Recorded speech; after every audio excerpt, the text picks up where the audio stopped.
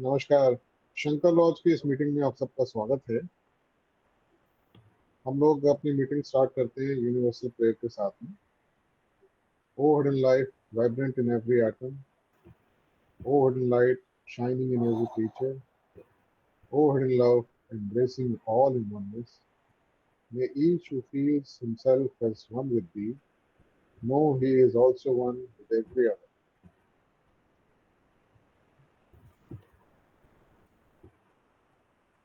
आज की शंकर लॉज की मीटिंग के अंदर हम लोग उसी टॉपिक को कंटिन्यू करेंगे जो पिछली बारी करा गया था, यू एंड योर हैबिटेट, आप और आपका परिवेश। स्पीकर हमारे national lecturer brother S Gautam ji हैं।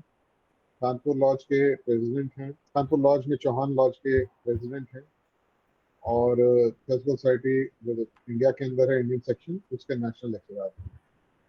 तो अब मैं रिक्वेस्ट करूंगा ब्रदर गौतम जी से कि वो अपने जो है प्रेजेंटेशन को स्टार्ट करें। Good morning, gentlemen. It's my pleasure to share with all of you.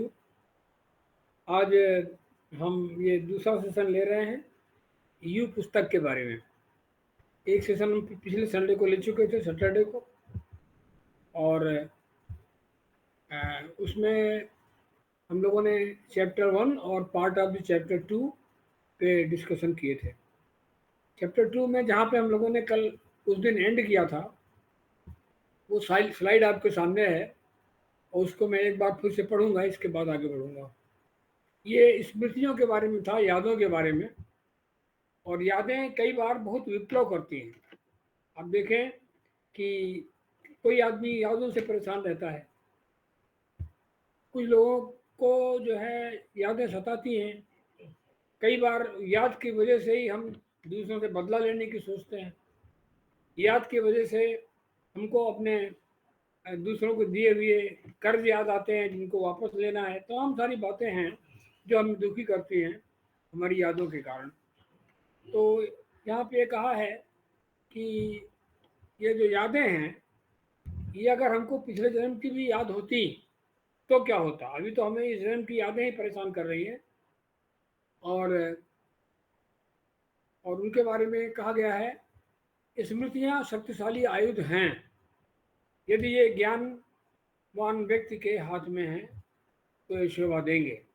मतलब ये कि जो यादें हैं वो केवल विजडम वाले आदमी के हाथ में शोभा देती हैं, और अगर मूर्ख है तो उसका गलत प्रयोग करेगा। अज्ञानी के हाथ में देंगे तो वो औजार मारने वाले को भी घायल करेगा, और जिसको वो याद करेगा उसको भी घायल करेगा। यानी कि यदि हम किसी के बारे में बुरा सोचते हैं तो सोचने वाला भी प्रभावित होता है, और जिस व्यक्ति के बारे में सोचते हैं वो भी प्रभावित होता है। ये हम at the feet of the master बहुत अच्छी तरह से पढ़ चुके हैं। प्रज्ञावान के हाथ में स्मृति क्षमाशीलता के साथ होगी। जब बुद्धिमान आदमी होगा, उसको अगर कोई बात याद भी आएगी तो वो सोचेगा कि जिसको चोट पहुंची है या जिसके साथ गलत हुआ है उसका ईश्वरी कानून हिसाब रखेगा, और हमको उसके बारे में चिंता करने की आवश्यकता नहीं है। एक अज्ञानी के हाथ में स्मृति हिंसक होगी, प्रतिशोधात्मक होगी, बदला लेने की कोशिश करेगा, और वह अपने खोए हुए एक रक्त के एक एक बूंद का बदला मांगेगा। ईश्वर का ये नियम बहुत दयापूर्ण है कि हमारी यादें कमजोर होती रहती हैं, यद्यपि उनके फ्लैश इंस्टिंक्ट के रूप में पसंद या नापसंद के रूप में आते रहेंगे। मतलब जो हम लोगों ने पूर्व जन्मों में अनुभव किए हैं वो हमें याद नहीं रहते हैं। ये उनका बड़ा दयापूर्ण कार्य है। हालांकि कभी कभी हमको इंट्यूशंस आते हैं कोई नई चीज़ का, उनका संबंध कई बार पूर्व जन्मों से होता है। जब हम आध्यात्मिक रूप से पर्याप्त विकसित हो चुके होंगे तब हम पर सुरक्षित रूप से सर्वज्ञता के साथ अनवरत स्मृति देने के लिए भरोसा किया जा सकता है। ऐसा होता है जब आदमी दक्ष हो जाता है, जब सिद्ध पुरुष हो जाता है, तो उसके पास इतनी कैपेसिटी होती है कि वो संसार में कितने ही वर्ष पुराना क्या हुआ था क्या नहीं, इस सोल के साथ ये जान सकता है। और यह जानकारी जो है सामान्य व्यक्ति को नहीं दी जाती। इसीलिए भूतकाल अपेक्षाकृत खाली होता है। इसीलिए हम सब अपने संबंधियों को उनकी वर्तमान भूमिका के अनुसार के अतिरिक्त किसी और भूमिका में रहे होने का अनुमान नहीं लगा सकते। अभी जो हमारे संबंधी हैं वो निश्चित ही पूर्व जन्मों में हमारे संबंधी रहे होंगे, यद्यपि हम इस बात को समझ नहीं पाते हैं।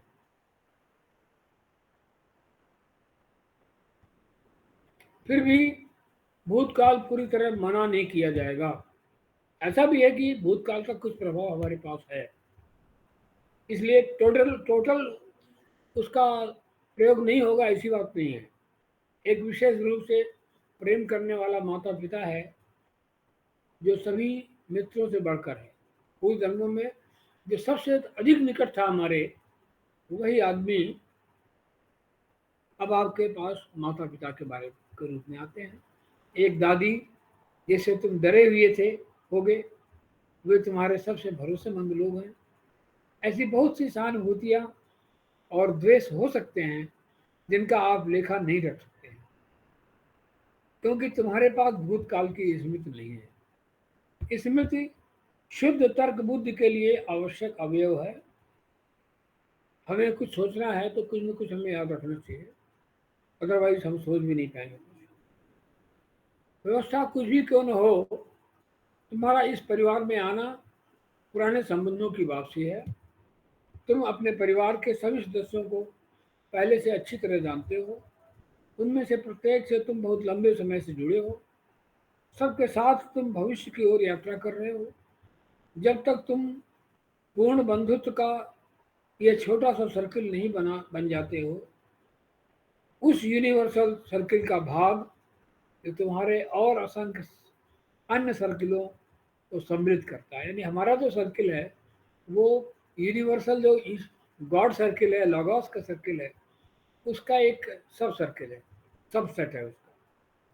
यूनिवर्सल सर्किल के इस विचार को समझना आसान होगा यदि तुम याद करो कि तुम्हारे अपने सर्किल का प्रत्येक सदस्य अपने सर्किलों से जुड़ा हुआ है जिनसे तुम परोक्ष रूप से जुड़े हो। एक्चुअली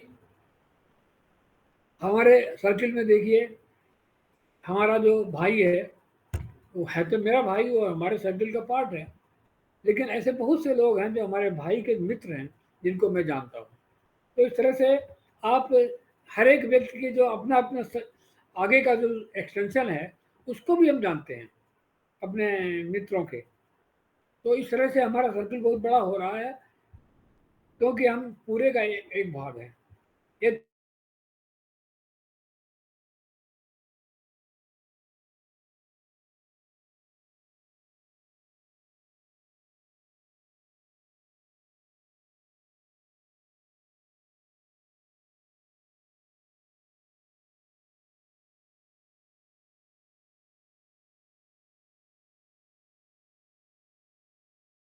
और बाद में जन्म ले सकते हैं तुम्हारे साथ ही। इसीलिए आप उनसे इस जन्म में नहीं मिल सकते हैं, किंतु जिसे नींद कहते हैं उसमें आपके सारे संबंधियों से मुलाकात होती है, सबका सामूहिक एकत्रण होता है।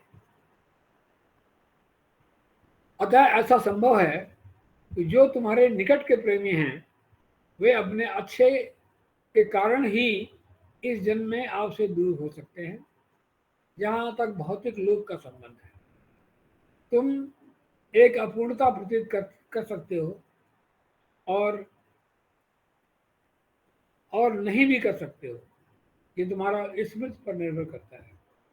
ऐसी कल्पना मत करो कि किसी भी जन्म में तुम अपने सारे संबंधियों के साथ एक साथ जन्म ले सकते हो, किंतु थियोसॉफी बताती है कि केवल एक समूह ही नहीं बल्कि लोगों के व्यक्तियों का एकत्व हैं जिनका न जन्मों की भिन्न भिन्न जन्म मृत्यु काल या स्थान प्रभावित करता है।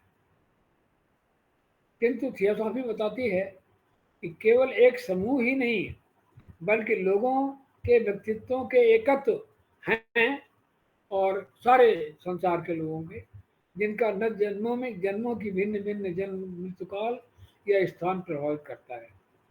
कहीं आपके संबंधियों का परिवार पूर्ण है, कहीं पर आपके स्वर्णिम धागों का एक अमिट बंधुत्व का धागा है।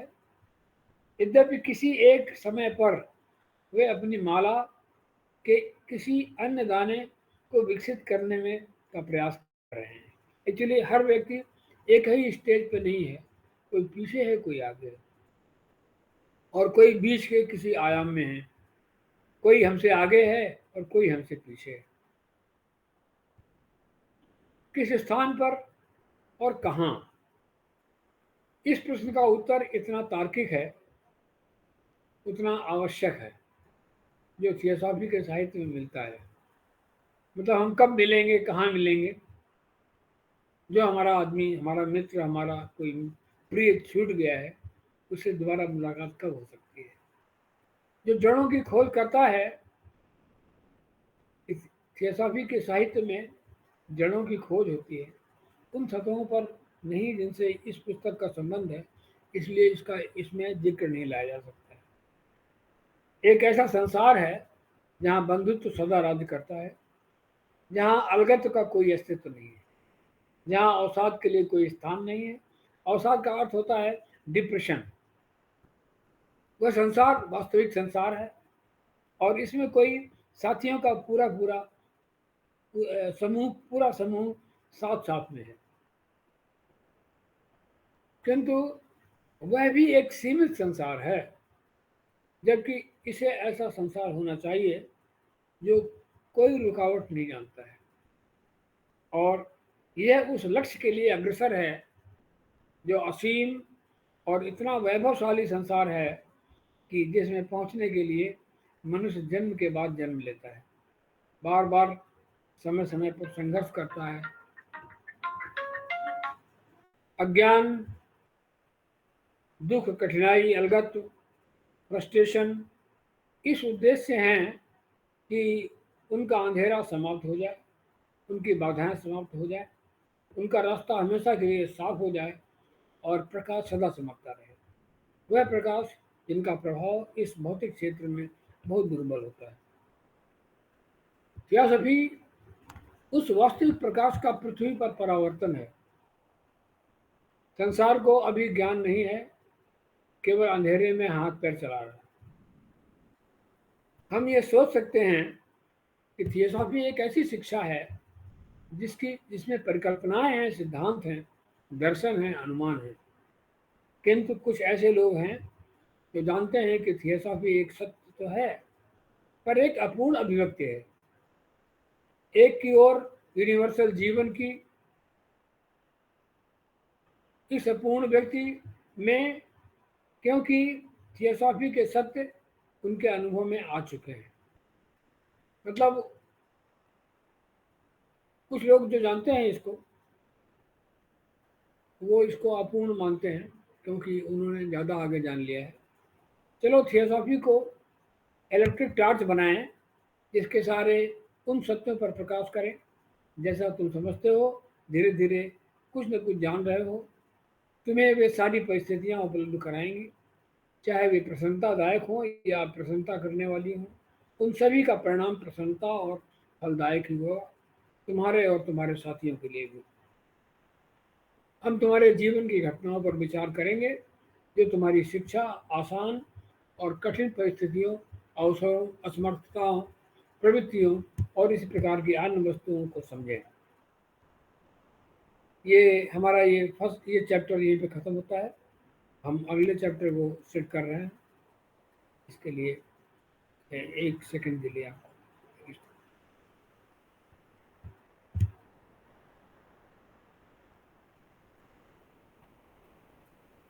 देखिए, हमारा अगला चैप्टर है तुम और तुम्हारी शिक्षाएं।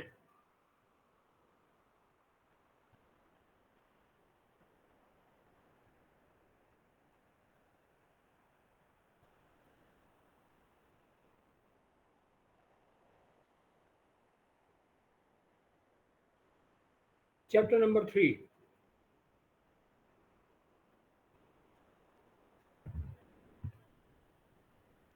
तुम्हारा शैक्षिक प्रक्रम क्या देता है।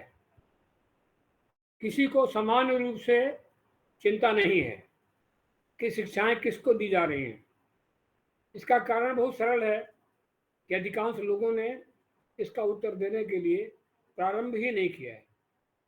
इन सब दिनों में भी प्रत्येक बच्चे को शिक्षा दी जाती है जैसे कि वे कोई विशेष नहीं है और सामान्य रूप से सब के सब एक ही तरह के हैं।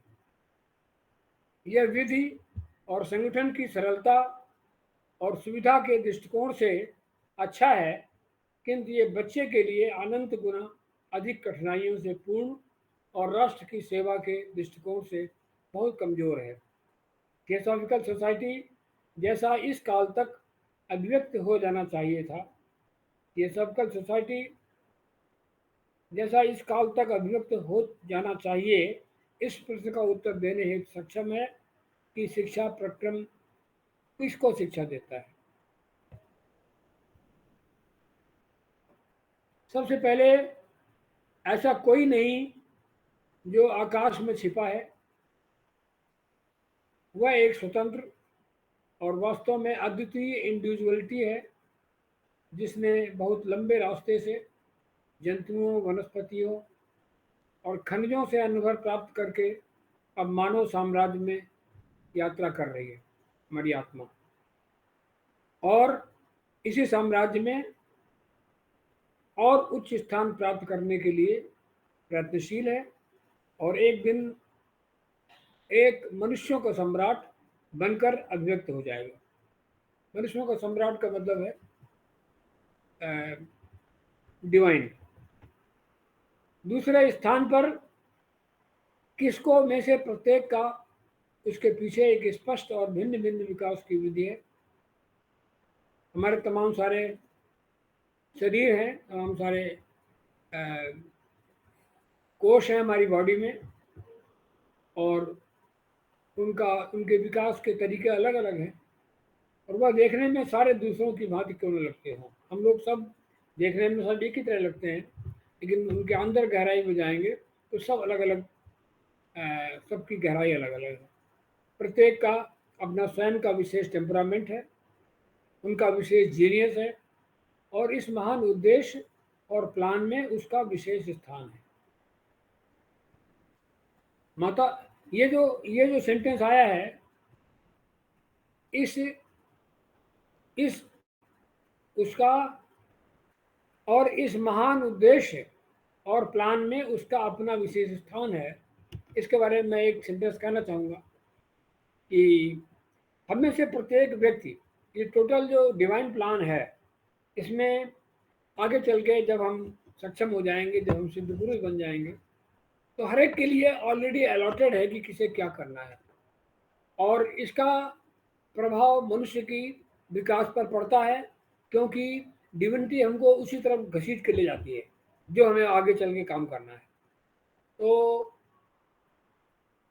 वही यहाँ पे इंडिकेट किया है, प्रत्येक का अपना स्वयं का विशेष टेम्परामेंट है, उनका विशेष जीनियस है और इस महान उद्देश्य और प्लान में उसका अपना विशेष स्थान है।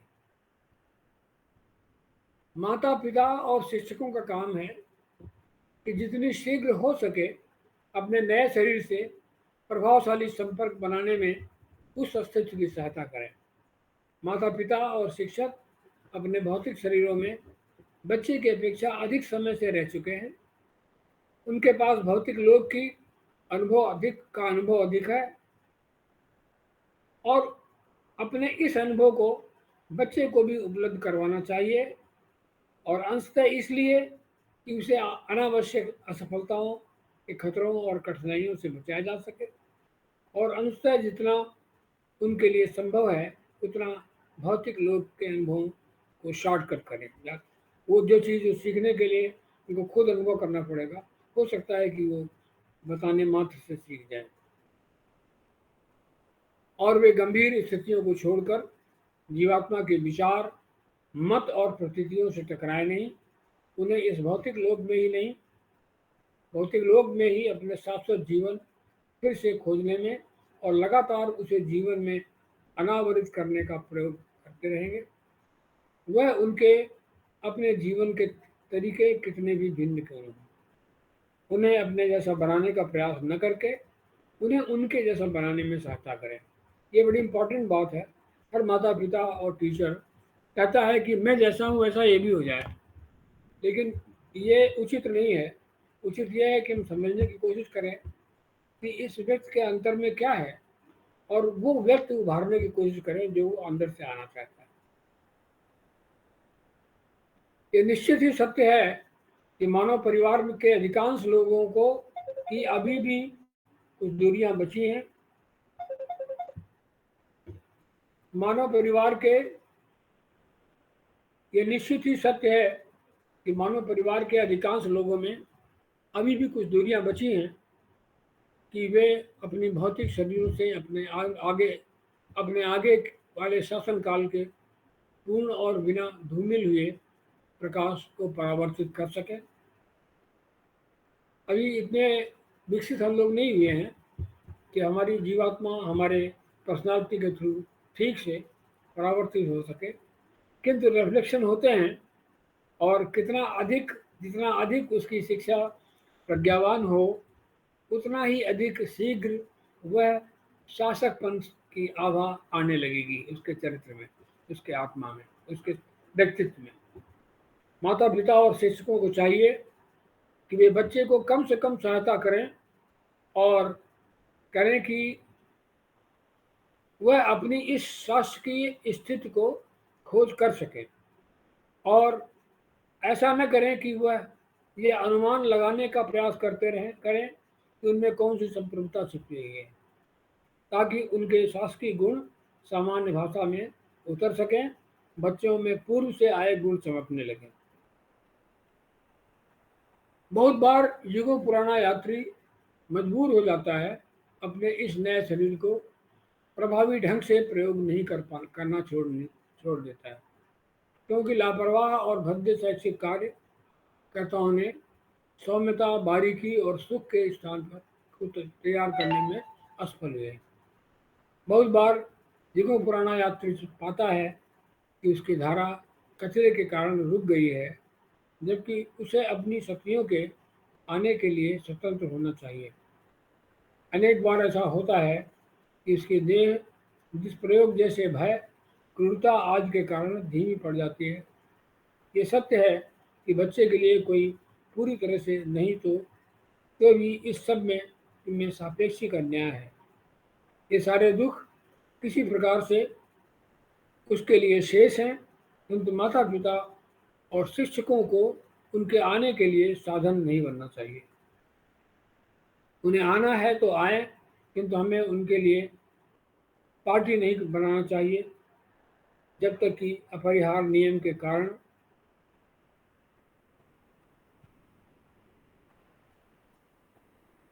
ये समझना माता पिता या एक शिक्षक की गंभीर जिम्मेदारी होती है कि एक बच्चे के साथ एक पुराना साथी भी है, जैसा प्रत्येक बच्चा वास्तव में है। माता पिता और शिक्षक किसी सीमा तक यह शक्ति रखते हैं कि एक बच्चे के जन्म को एक वरदान या एक शाप बना सकते हैं, उनके अस्तित्व को आगे बढ़ाने में या रोक कर रखने में। थियोसॉफी के पास इस किस्कों के बारे में कहने के लिए बहुत कुछ है जो इस पुस्तक के पृष्ठों की सीमा में नहीं आता है। थियोसॉफिकल शिक्षा वास्तव में एक विज्ञान है। आगे और विस्तृत जानकारी के लिए लेखक की पुस्तक gods in exile gods in becoming, एक स्टडी इन वायरल एजुकेशन, ये किताब है टीपीएच की, वो रिकमेंड की जाती है।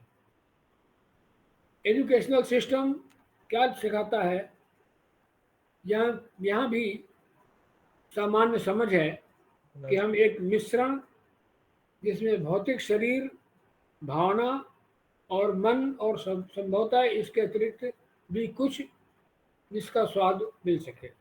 एक बार फिर थियोसॉफी इस अपेक्षाकृत अस्त व्यस्तता को एक क्रमिक कॉस्मॉस में परिवर्तित करती है। हमें बताया गया है कि जीवात्मा अपने शरीरों का प्रयोग करती है, जिनमें से एक भौतिक शरीर है, जिनमें इंद्रियों के माध्यम से बाहरी संसार से संचार किए जाते हैं। किंतु इस अन्य शरीर भी हैं जो भौतिक शरीर से कम परिभाषित नहीं है। एक भावना शरीर है जिसमें भावनाएं और प्रतीतियां रहती हैं और उसमें अपना अस्तित्व बना कर रखती हैं। एक माइंड बॉडी है जो जिसमें मानसिक कार्य स्थित होते हैं। एक इंट्यूशनल बॉडी है जो चेतना के कि उस स्थिति की अभिव्यक्तियों का स्थान है जिसमें से सूचनाएं आती हैं, जिन्हें हम इंट्यूशन कहते हैं। और उसके ऊपर भी कुछ शरीर हैं।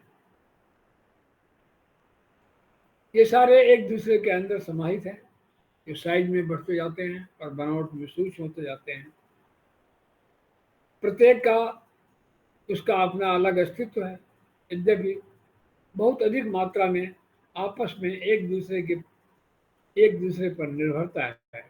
मृत्यु होने पर जब भौतिक शरीर अपघटित होता है तो अन्य शरीर बचे रहते हैं और कभी कभी नए जन्म में चले जाते हैं, किंतु ऐसा विरले ही होता है। सामान्य रूप से उनकी बारी आने पर अपघटित होते हैं और जीवात्मा पूरी तरह से नया और स्वच्छ मानसिक शरीर धारण करता है। इसी प्रकार स्वच्छ और नया इमोशनल आवरण धारण करता है, जैसे हम नया कपड़ा पहनते हैं। किंतु प्रत्येक आवरण उस शाश्वत जीवात्मा की प्रवृत्तियों और शक्तियों के आधार पर होता है। प्रत्येक मैं का अपना स्वयं का अपना अपना अलग अलग स्टाइल होता है और अपना अलग अनुभव जो उसके कपड़ों में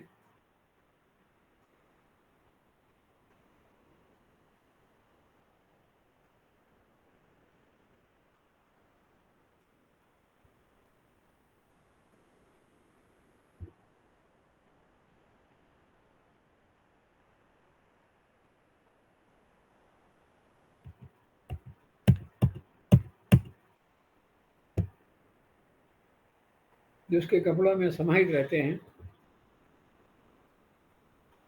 इसलिए जब हम प्रश्न करते हैं कि हम क्या शिक्षा देते हैं, हम देखते हैं कि हम भिन्न भिन्न चेतनाओं को एक साथ शिक्षित करते हैं, जो आपस में निकटता से संबंधित होते हैं और आपस में अंतर्निर्भर हैं। जब यह प्रश्न उठता है कि क्या हम सबको एक साथ सिखाना प्रारंभ करें या उनको विकसित करने के लिए किसी क्रम में चलना चाहिए। यह स्पष्ट है कि भौतिक शरीर पर पहला ध्यान होना चाहिए। ये सबसे पहले विकसित होती है और इसके उचित शिक्षण पर अन्य शरीरों का समुचित कार्य करना भी निर्भर करता है, क्योंकि यह संसार से उनके कम्युनिकेशन की धारा है जिसके माध्यम से उनको भी प्रगति करना है। शिक्षण प्रक्रम के प्रारंभ में, शिक्षण सिस्टम के प्रारंभ और अंत एक भौतिक शरीर की शिक्षा पर लगातार ध्यान दिया जाना चाहिए और वास्तव में भावना शरीर की शिक्षा पर ध्यान का अधिक होना चाहिए। फीलिंग्स और भावनाओं का शरीर शरीरों के पूरे परिवार का हृदय होता है। बिना अपवाद के अपने जीवन का सबसे महत्वपूर्ण भाग अपने भौतिक और भावना शरीर से में गुजारते हैं। भौतिक हम स्पष्ट रूप से हैं और हम उससे कम भावनात्मक नहीं हैं।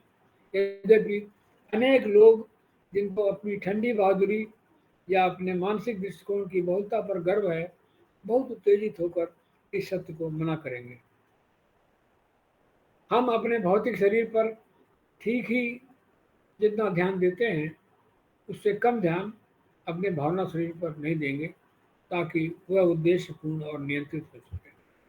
एक व्यक्ति जिसकी भावनाएं ठीक से नियंत्रण में रहती हैं, वे भले कामों में दृढ़ता न हो किंतु लचीलेपन के भूखे नहीं होते हैं। और जिसका भौतिक शरीर एक सुंदर सेवक है, न कि एक मनमौजी मालिक, वो वास्तव में अपने जीवन को प्राप्तियों के महानतर ऊंचाइयों के लिए जीवन का एक पादान का पत्थर होता है।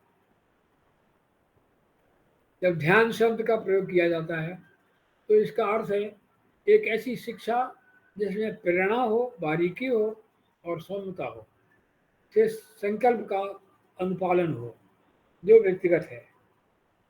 भौतिक शरीर समस्वर हो, कमियों का पूरा करने वाली हो, कमियों को पूरा करने वाली हो, थकावट और कमियों को सहन करने योग्य हो।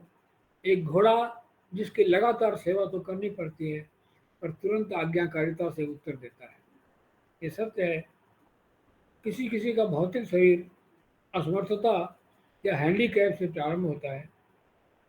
जो किया जा सकता है वो यह है कि जहाँ तक संभव हो ऐसी परिस्थिति को कम से कम किया जाना चाहिए और अन्य शरीरों को प्रसन्नता और साहस में प्रशिक्षित किया जाना चाहिए।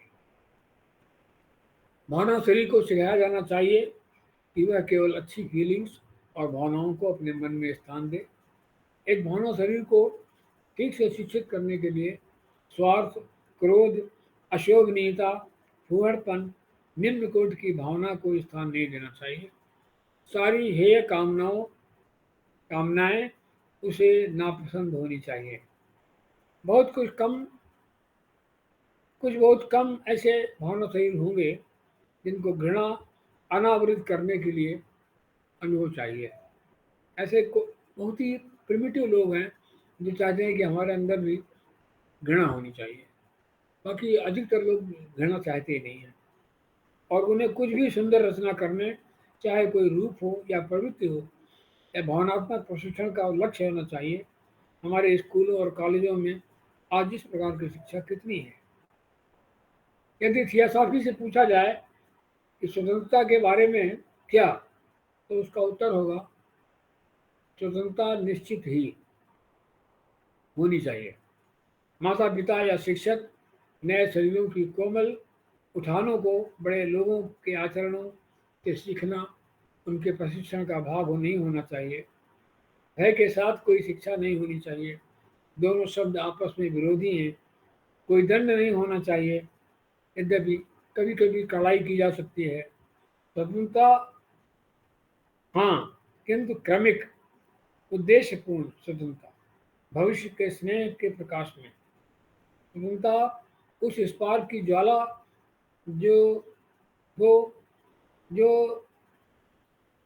परिकल्पना की तरह जो करोड़ों वर्ष पहले अभिव्यक्ति के रूप में ईंधन में आग प्रज्वलित की गई थी, उसकी ज्वाला अब तक बन चुकी होनी चाहिए।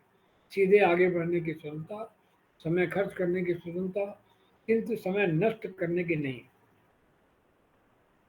एक वाक्य में कहें तो शरीरों को पूर्ण कोऑपरेशन की स्वतंत्रता, अपने सह अस्तित्व के साथ मैं जो उसका शासक है उसके संकल्प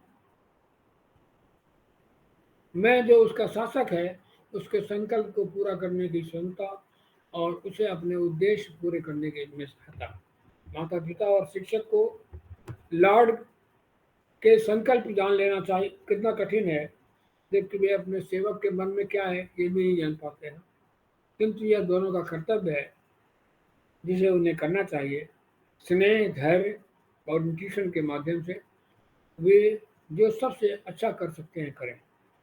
तब हम माइंड बॉडी के बारे में आते हैं, जो एक महत्वपूर्ण शरीर है, किंतु उससे अधिक महत्वपूर्ण नहीं जितने भावनात्मक और भौतिक शरीर है। धन्यवाद। ये हमारा चैप्टर खत्म होता है। अब मैं इस चैप्टर को बंद करके अगले चैप्टर को प्रारंभ करने की कोशिश करता हूँ। अभी टाइम है हमारे पास में।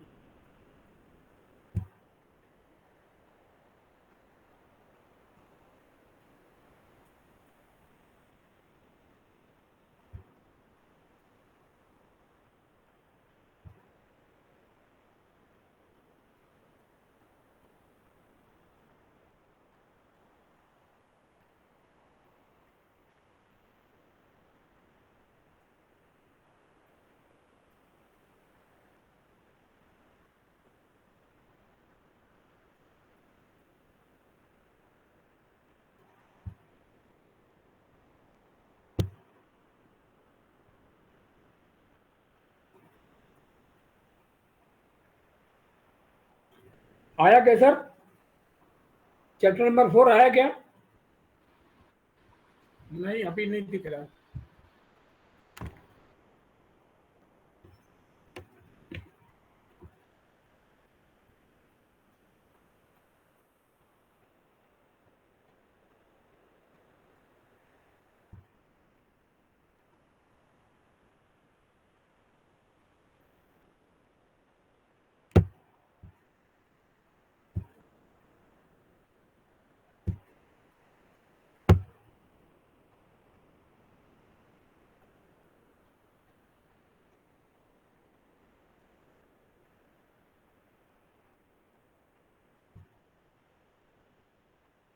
तो क्षमा कीजिए, हम ये हो नहीं पा रहा है मेरे सिस्टम से, या मुझे सिस्टम में कोई गड़बड़ी हो रही है।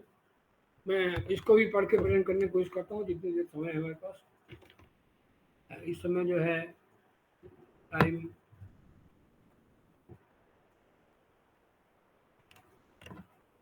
7:07 हुए हैं।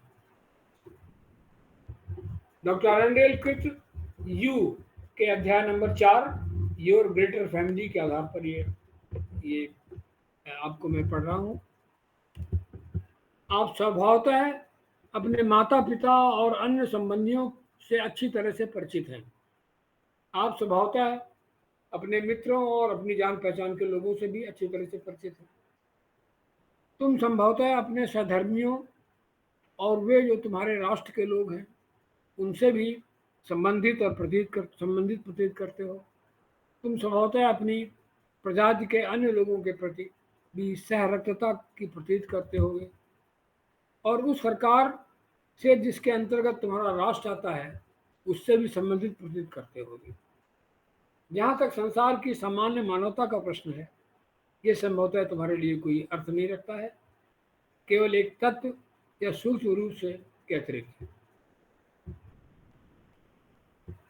थियोसॉफी घोषित करती है कि सारा जीवन एक है, उसका रूप क्या है इसका कोई महत्व नहीं है। वह जीवन जो रक्त नलिकाओं में बहता है वह एक रक्षक का है जो सर्वाधिक अज्ञानी व्यक्ति के रक्त में भी बहता है और वह हमारे आसपास के अन्य सारे साम्राज्यों के प्राणियों की नलिकाओं में भी बहता है। फिर से मैं पढ़ रहा हूँ, ये बड़ा इंपॉर्टेंट सेंटेंस है। वह रक्त जो नलिकाओं में बहता है वह एक रक्षक का है जो सर्वाधिक अज्ञानी व्यक्ति के रक्त में भी बहता है और वह हमारे आसपास के अन्य सारे साम्राज्यों के प्राणियों की नलिकाओं में भी बहता है। यहाँ पे निश्चित है कि रक्त के नाम पर उस लाइफ के बारे में उनका संकेत है जो डिवाइन लाइफ है, जो संसार के प्रत्येक वस्तु में उसका उसकी उसकी उपस्थिति है। जैसे बिजली जो है, जितने भी इलेक्ट्रिकल इक्विपमेंट हैं सब में बिजली बहती है। कार सबके अलग अलग हैं depending upon the type of operators. प्रकृति के किसी साम्राज्य में जीवन अभी बीज रूप में हो सकता है, यह अंकुर के रूप में उगा हो सकता है, अगले में यह कली के रूप में विकसित हो चुका है और उच्चतर साम्राज्य में कली पल्लवित हुई हो गई है और किसी में यह कली पूर्ण पुष्प का रूप ले चुकी होगी और इस प्रकार आगे बढ़ते जाएं तो श्रृंखला बहुत आगे तक जाएगी। किंतु थियोसॉफी कहती है कि जीवन एक है और उसका अनावरण किसी भी रूप में क्यों न हुआ हो, इसलिए एक सर्वाधिक निकट का आकर्षण और एकत्व है। भले ही वह रूप में न हो, उनके अभिव्यक्ति के कारण अभिव्यक्ति के प्रकार में भिन्न हो, प्रत्येक साम्राज्यों में है। साम्राज्य का मतलब यहाँ पे human beings, animals, vegetation, mineral etcetera, इनको साम्राज्य कहते हैं थियोसॉफी में, किंगडम्स।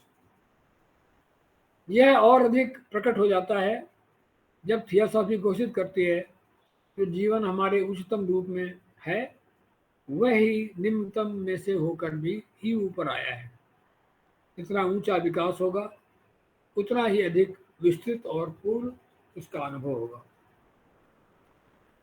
एक भी ऐसा मनुष्य नहीं है जिससे होकर जीवन आगे न बढ़ता हो, चाहे वो खनिज वर्ग का हो, वनस्पति का हो, या पशु या मानव वर्ग का हो, उस मनुष्य के आसपास होता है जो अपने राजापन को पहुंच चुका है। एक भी ऐसी कमजोरी, बुराई, कठिनाई या दुख जो जीवन अनुभव करता है, एक या दूसरी तरह से उससे अनजाना है।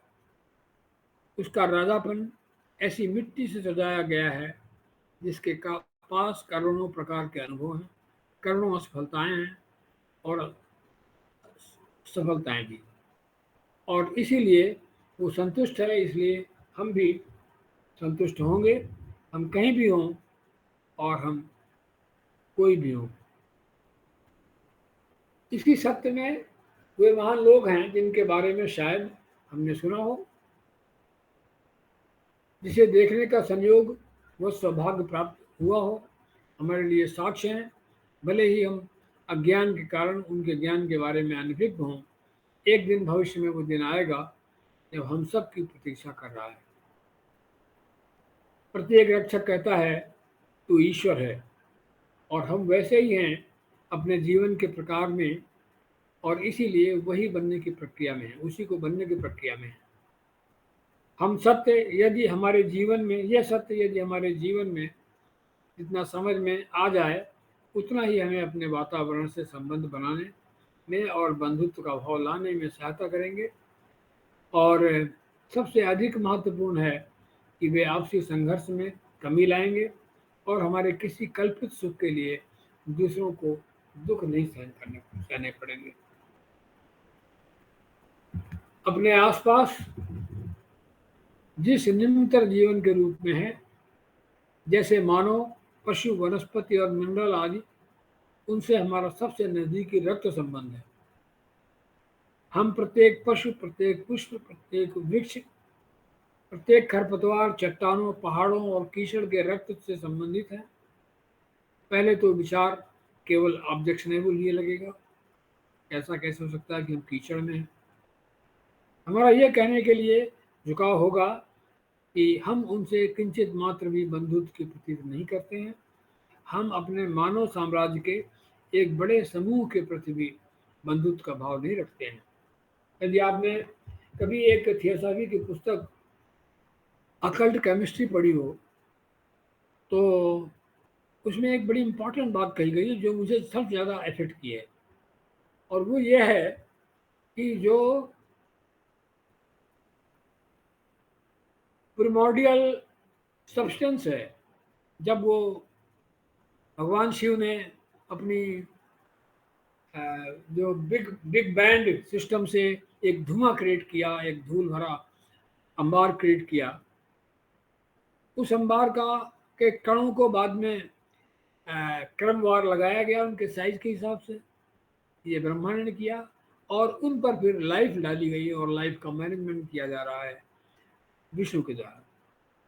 तो संसार के अंदर जो कुछ भी बना हुआ है, चाहे वो पदार्थ हो, चाहे वो वनस्पति हो, चाहे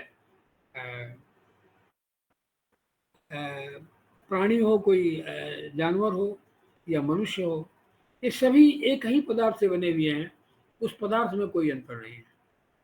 इसलिए ये एक बहुत बड़ा एक साइंटिफिक आंसर है उन लोगों को जो हमेशा क्वेश्चन अपने मन में करते रहते हैं कि हम उनसे एकत्व कैसे हो सकता है, हम एक कैसे हो सकते हैं, हम एक ही पदार्थ के बने हुए हैं, चाहे वो जानवर।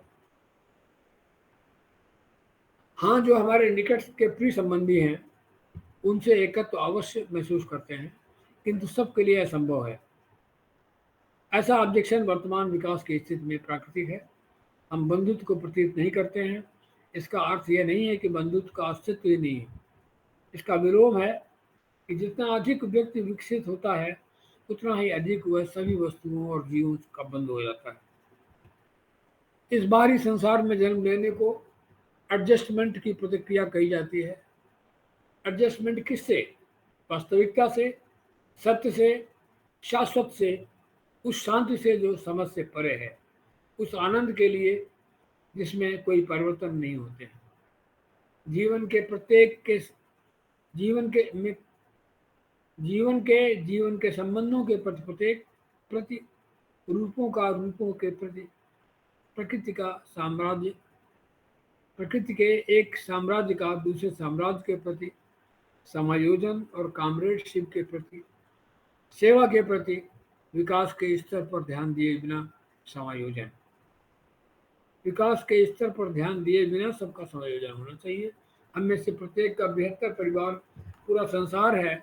इसका प्रत्येक मानव अस्तित्व और इसके प्रत्येक प्राणी परिवार के सदस्य हैं और देर सवेर पूरी क्रिएशन के साथ मैत्री, जिसका अर्थ है प्रत्येक प्राणी के साथ प्रतिष्ठापूर्वक व्यवहार करना। हमें सभी रूपों के लिए और उससे वैदिक संसार में पल रहे और ऊपर उठ रहे जीवन के लिए प्रतिष्ठा और शुद्धता से व्यवहार करना चाहिए। कोई कारण नहीं है कि हम उन रूपों का प्रयोग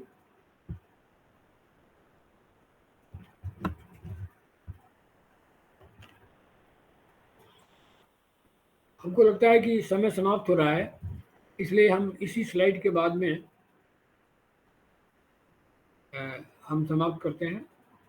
इसको कंटिन्यू करेंगे कि कभी मौका मिला तो। हमें निकट सामंजस्य के साथ रहना है। हम एक दूसरे पर बहुत निर्भर करते हैं। हम मानव वर्ग के सदस्य को उनका मित्र होना चाहिए और एक न एक दिन अंतरों के बावजूद नहीं, अंतरों के कारण जो उनको अलग करते हैं, बहुत अच्छे मित्र और कॉमरेड होना ही पड़ेगा। तब हम दोनों की कमजोरियों और त्रुटियों के प्रति सहनशील होंगे, क्योंकि उन कमियों में कुछ ऐसा अवश्य होगा जो हमारे अपनी प्रकृति जो हमारी अपनी प्रकृति से मिलता जुलता होगा। दूसरों में गलतियां निकालना बहुत आसान है, इसलिए अपने में भी कमजोरियां खोज पाना ये बहुत कठिन नहीं होगा। किंतु हमें दूसरों और अपने में गलतियां नहीं खोजना चाहिए, यदा कदा के अतिरिक्त, जब किसी गलतियों से समायोजन करने की आवश्यकता हो। धन्यवाद। हम यही समाप्त करते हैं। यदि आप लोगों के कोई प्रश्न है तो हमें उत्तर देने में अत्यंत खुशी होगी। धन्यवाद बहुत बहुत। किसी का कोई सवाल है या कोई ऐड करना चाहता है तो मोस्ट वेलकम। यहाँ पे गौतम जी ने पीडीएफ अपना जो ये यू बुक है इसका हिंदी में भी भेज दिया, अगर किसी को चाहिए तो बता दीजिएगा या ईमेल डाल दीजिए अपना, तो उसके ऊपर भेज दी जाएगी। गौतम जी ने मेरे को भेज दिया है, अगर किसी को चाहिए तो मेरे को या राजीव जी को ईमेल कर दें, अपना ईमेल उस पर भेज दी जाएगी।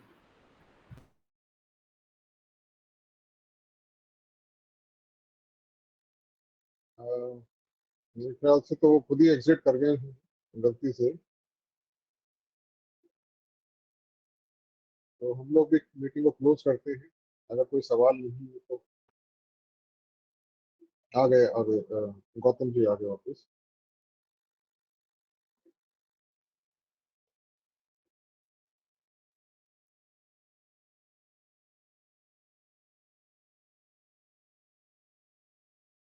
तो हम मीटिंग को क्लोज करते हैं यूनिवर्सल प्रेयर के साथ में। O hidden light, vibrant in every atom. O hidden light, shining in every creature. O hidden love, embracing all in oneness. May each who feels himself as one with thee know he is also one with every other. Brother Gautam ji, आपका बहुत बहुत धन्यवाद। और आगे जो third part है उसके लिए हम फिर आपसे कांटेक्ट करेंगे, देखेंगे कब हो सकता है वो। आप सबका जो आए हमारे मेंबर्स हैं, उन सबका भी धन्यवाद। मीटिंग क्लोज होती है।